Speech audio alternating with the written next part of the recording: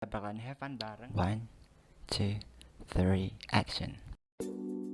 Editor, you know what to do.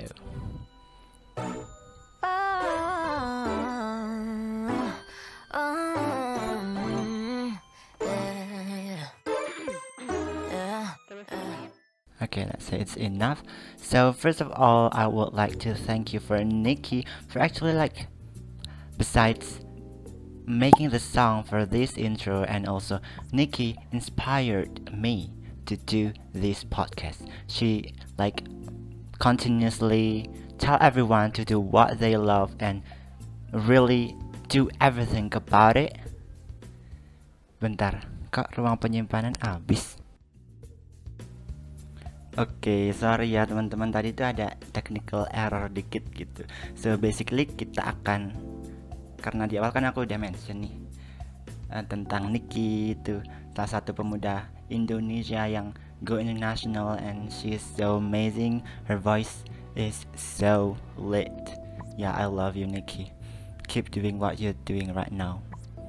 Oke, sebelum kita mulai podcast kali ini, aku ingin mengucapkan terima kasih kepada sponsor-sponsor yang telah memberi sponsor kepada acara ini. Lalu juga selain sponsor, aku ingin mengucapkan terima kasih kepada penyelenggara. Oke, jadi inilah dia Talk hosted by Fojire.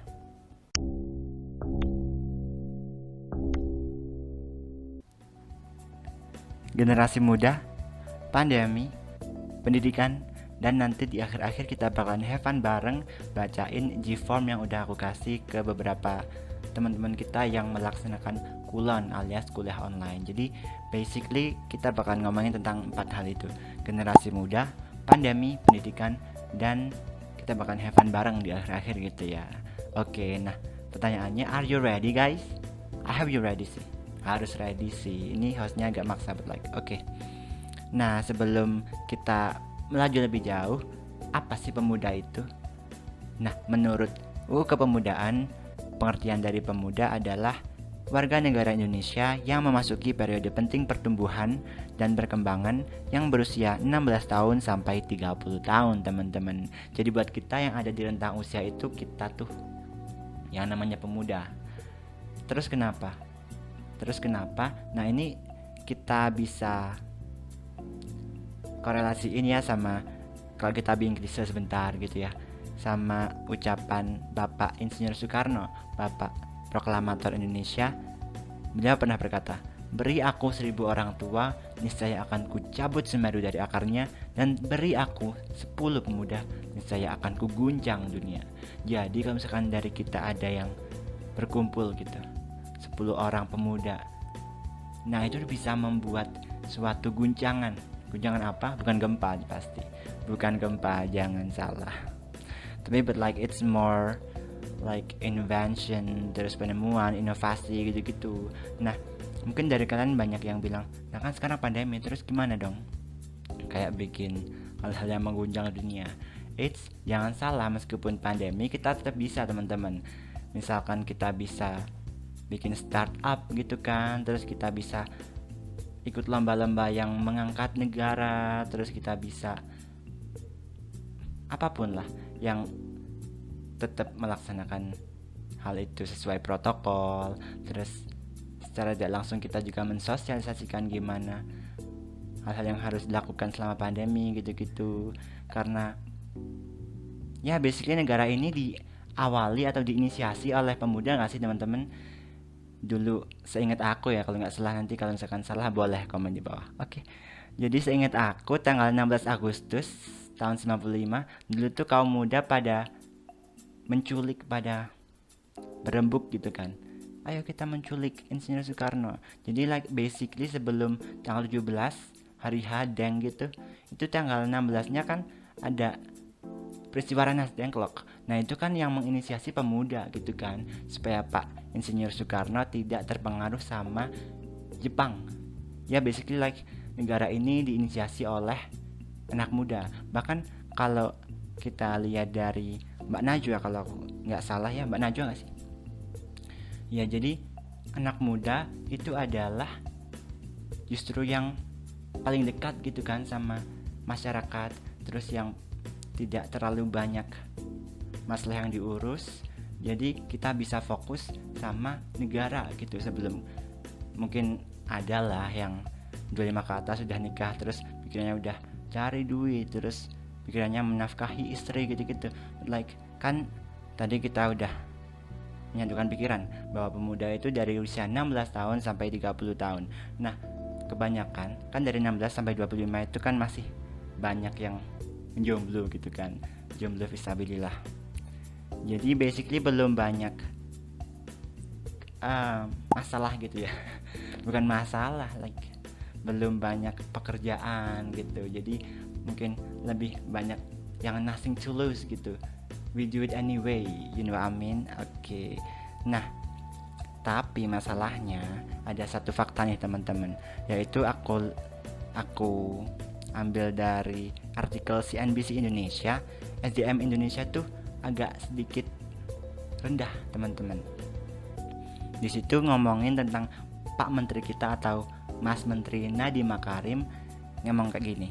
Pembangunan SDM merupakan salah satu dari 5 strategi utama pembangunan jangka menengah nasional tahun 2020 sampai 2024 untuk mendukung pencapaian visi Indonesia 2045 Indonesia Maju. Nah, karena itu jadi salah satu dari 5 strategi utama gitu kan, pasti itu hal yang sangat gimana ya? Hal yang sepenting itu gak sih? Nah, faktanya gini, di artikel yang sama juga ngomong kayak gini. Skor PISA Indonesia stagnan dalam 10-15 tahun terakhir menjadi peringkat rendah. Kalian tahu apa itu skor PISA? Nah, skor PISA itu basically kayak research gitu ya, dari satu instansi gitu untuk ngelihat gimana sih SDM dari beberapa negara. Nah, termasuk salah satunya Indonesia. Nah, di situ ngomongin bahwa PISA menunjukkan kurang memadainya hasil belajar. Ya, basically SDM gitu kan. Kurang memadainya hasil belajar pendidikan dasar dan pendidikan menengah di Indonesia. Ya gitu deh intinya, pokoknya kayak sejelak itu. Dan kita sebagai generasi muda kayak wow. Oke, jadi kita punya semacam kewajiban gitu kan sebagai orang yang diharapkan di masa depan. Terus kita sebagai pemegang pemerintahan masa depan. Bahkan kalau aku ambil dari Melati Wilson dan Isabel Wilson, dia tuh pernah bilang generasi muda merupakan 25% masa sekarang, tapi generasi muda sekarang merupakan 100% generasi yang akan datang atau masa depan. Nah, jadi meskipun kita sekarang kan pasti merasa oke, aku masih 16 tahun, masih long way to go. Jangan salah teman-teman, di 5 tahun mendatang atau 10 tahun mendatang kita akan menjadi pemegang pemerintahan. Bayangin gak tuh, kita ya basically kayak tadi yang aku pernah bilang, negara ini diinisiasi oleh anak muda. Dan sekarang kita anak muda, kita beberapa tahun ke depan akan memegang pemerintahan di Indonesia.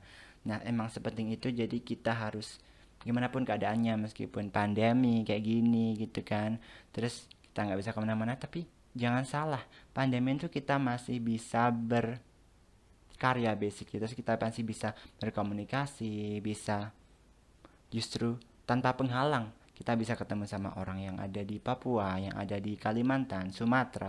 Itu gak usah kita mikirin flight, gak usah mikirin hotel gimana nanti.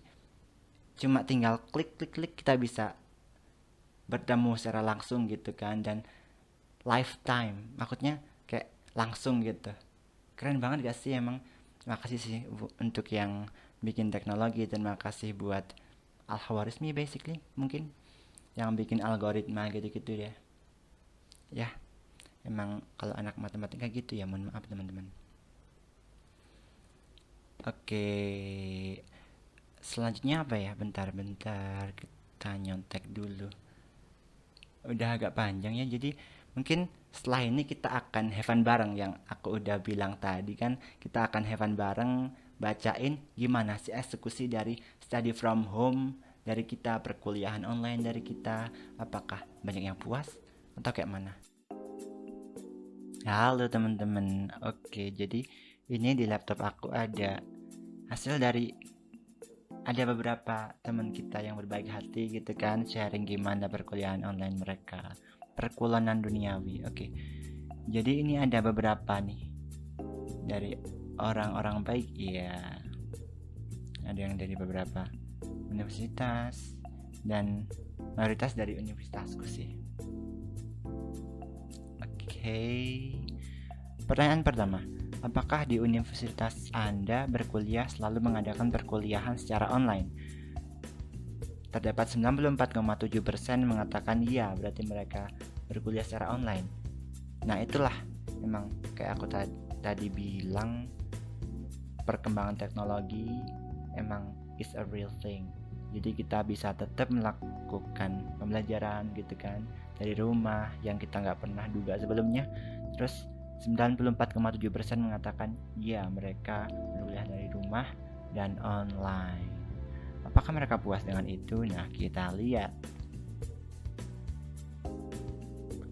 ini. Jadi ada 57,9% mengatakan sedang. Jadi ada 5 parameter gitu ya, 5, yang satu puas, lalu yang nomor 5 sangat tidak puas. Nah 57,9 dari beberapa anak yang baik tadi, oh my god kenapa aku bilang baik terus, jadi 57,9% itu ngomongin sedang. Mungkin karena sinyal kali ya, I relate to you buat yang kalian struggle karena sinyal, struggle karena laptop, karena HP gitu kan, dan sehingga HP ku upgrade. Oke lanjut. Ini nih yang aku pertama-tama bikin soal ini, itu expect bakalan lucu banget sih, dan bener banget dong. Kan pertanyaannya gini, bentar, atasnya dulu. Apakah terdapat kendala eksternal selain pernah atau tidaknya kuliah sinkron menggunakan platform online meeting?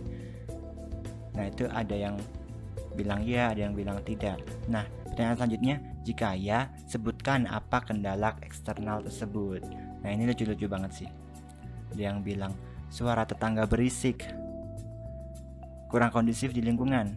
I know. Adikku gak suportif kak, terus PLN suka matiin listrik dadakan. Tetangga lagi renovasi rumah jadi berisik banget, kurang fokus kalau ada presentasi. Ya emang entahlah kenapa kalau pandemi banyak yang bikin rumah ya.